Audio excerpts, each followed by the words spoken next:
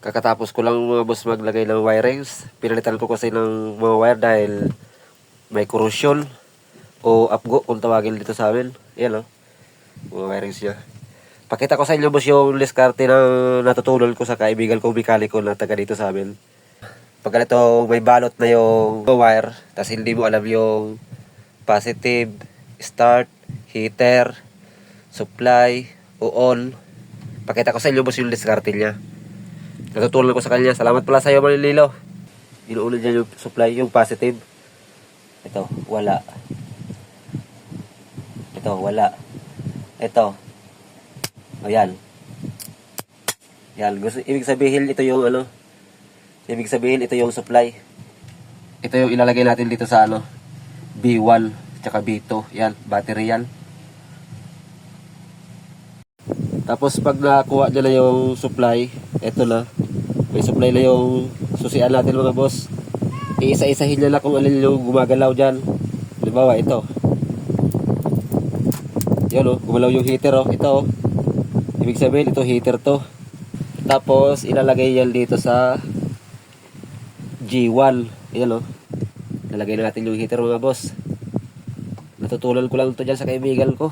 Tapos, may dalawa pa tayo dito. Dahil natin alam kung alin dito yung start at saka yung on. Isa-isahin na natin. Ito yung power supply mga boss. Oh. Isa-isahin natin. Oh. Wala, hindi siya umiibig. Ibig sabihin ito yung on. On lang to. Yan oh. Wala siyang spark. Pero pag ito naka-on na, nagkaroon siya ng supply, yung mga accessories mo dyan sa, kung may accessories ka sa bangka, yan, gagana na yan. Yan, dito sa letter M, yan o. Accessories. Katumbas yan boss ng ACC, ang M na yan. ACC yan mga boss, ibig sabihin naka-on pag may accessories ka sa bangka. Yan na. Ito hanapin natin ito kung ano to. Ay, yun o. Starter to mga boss. Ilagay niya yan dito sa ano. Dito sa G2. Yan o. Hindi niya dito nilalagay sa letter S o yung start. Hindi ko alam yung dahilan pero yung sabi niya sa akin, mas malakas daw yung kuryente dito sa G2 kaysa dito sa letter S na dapat talaga dito yan sa start.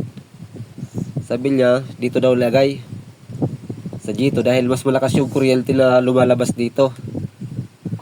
Kaya dito natin lalagay yan mga boss oh, sa G2.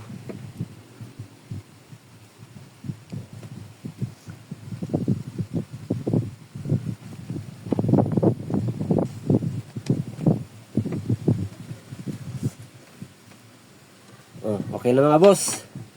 Naibalik na natin yung susian. Oh. Subukan natin ha. Heater natin mga boss. Kung gagalaw to, kung tama yung wirings natin. Ayan na. Nag-heater na siya. Tapos start na natin.